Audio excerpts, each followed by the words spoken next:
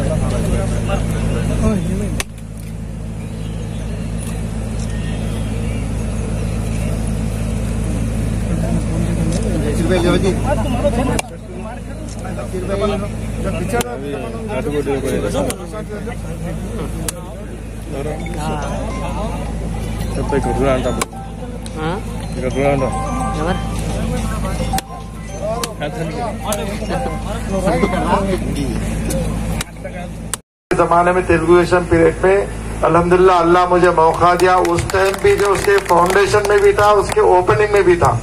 इंशाल्लाह अल्लाह फिर अब फाउंडेशन में बुला, इंशाल्लाह फिर ओपनिंग के अंदर भी हम इसके अंदर रहेंगे।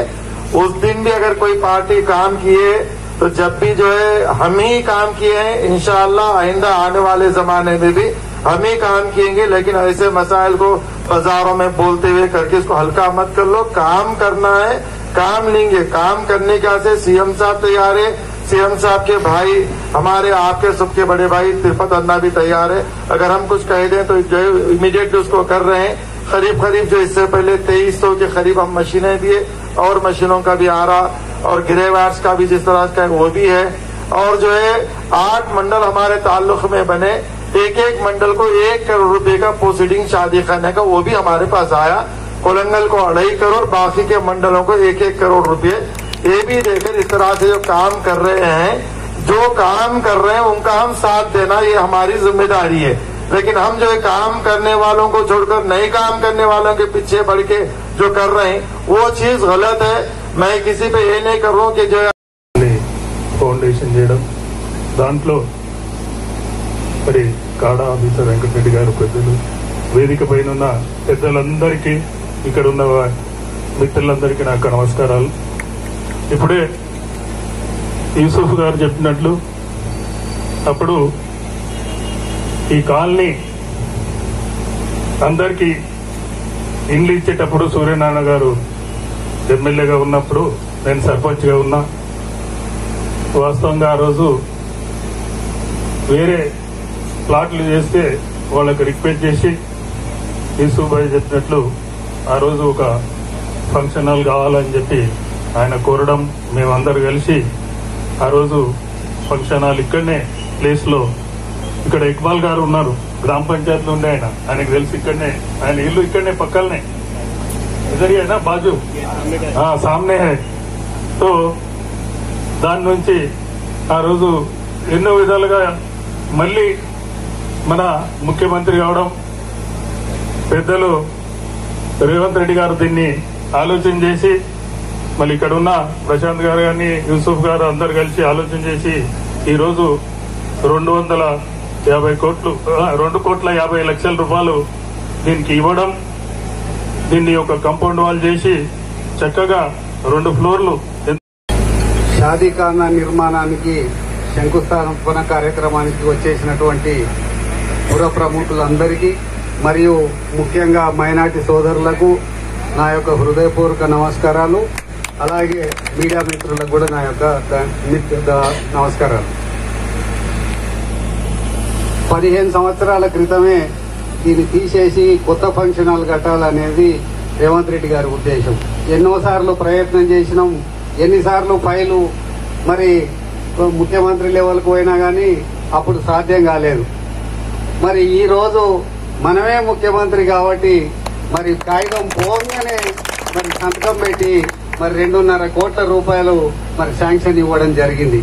మరి స్థలం కొంత ఇబ్బంది ఉంది, ఉన్న దాంట్లోనే మరి ఆ 2.5 కోట్ల రూపాయలను అవసరమైతే ఇంకో 50 లక్షలు కూడా శాంక్షన్ ఇప్పిస్తా గానీ మరి దాన్ని జాగ్రత్తగా డిజైన్స్ తీసుకొని చాలా పక్కాగా మరి అవసరమైతే 2 ఫ్లోర్లు వస్తుందా ఎంత వస్తుందో చూసుకొని అధికారులతోని వెంకటరెడ్డి గారితో మాట్లాడుకొని మరి దీన్ని జాగ్రత్తగా పక్కాగా మంచిగా ఇప్పుడు కడితే ఇంకో 50 నుంచి 70 సంవత్సరాలు మరి మైనార్టీ సోదరులకు అందరికీ మరి అనుకూలంగా అందుబాటులో ఉండే విధంగా మీరు కట్టుకోవాలని కోరుకుంటున్నాం మిత్రులారా.